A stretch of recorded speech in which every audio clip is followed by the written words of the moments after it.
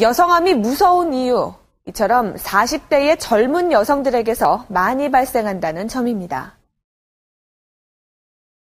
최근 건강보험심사평가원의 자료에 의하면 유방암 환자의 40%, 또 난소암과 갑상선암의 4분의 1은 40대인 것으로 나타났습니다.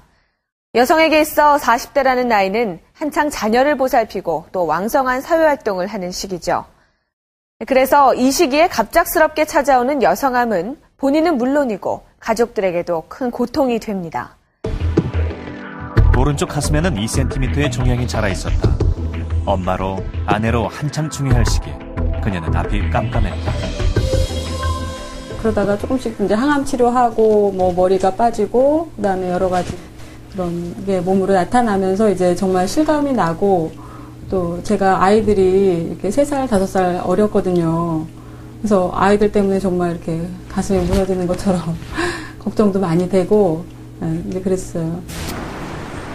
폐경 후 여성들과는 다르게 젊은 여성의 유방암은 비만과 관계가 없다.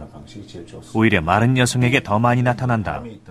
구윤정 씨 역시 날씬한 편이지만 식습관이 좋은 편은 아니었다. 워낙 육류나 튀김 음식이나 이런 음식을 좋아하기도 했지만 이렇게 많이 먹는다고 해서 이렇게 별로 살이 찌는 체질이 아니었어요. 그래서 음식에 대해서는 살찔 걱정 하나 안 하고 그냥 맛있을 때는 실컷 폭식도 하고 고기 같은 것도 먹으러 가면 많이 먹고. 최근 국내의 유방암 환자를 대상으로 한 대규모 연구에 따르면 젊은 유방암 환자의 경우 비만하지 않아도 혈액 속에 함유된 지방의 양이 많을수록 유방암에 걸릴 위험도 3배까지 높아지는 것으로 나타났다. 그 비만과 유방암의 발생은 잘 알려졌었는데요.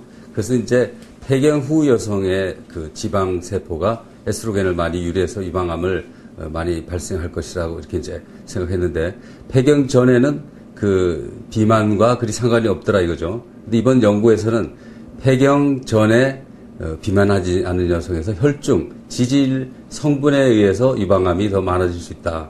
그렇기 때문에 그 지방 식사하는 그 양상이 유방암과 관련이 있다. 이렇게 최초로 밝힌 것입니다.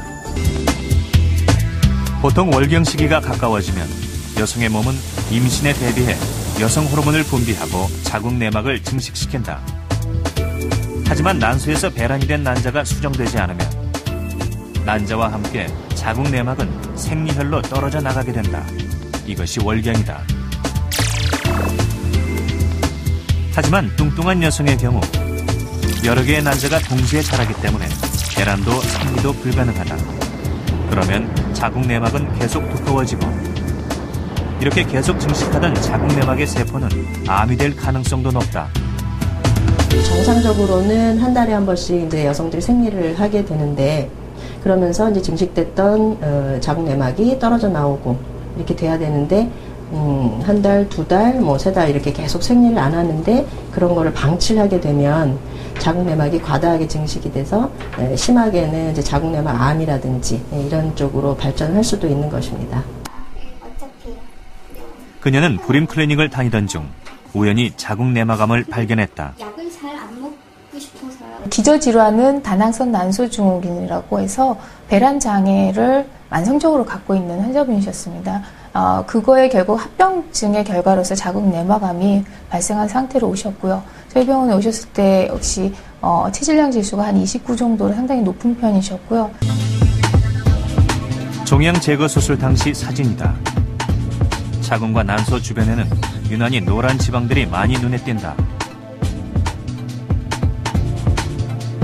심지어 혈관과 림프선도 지방으로 뒤덮인 상태였다.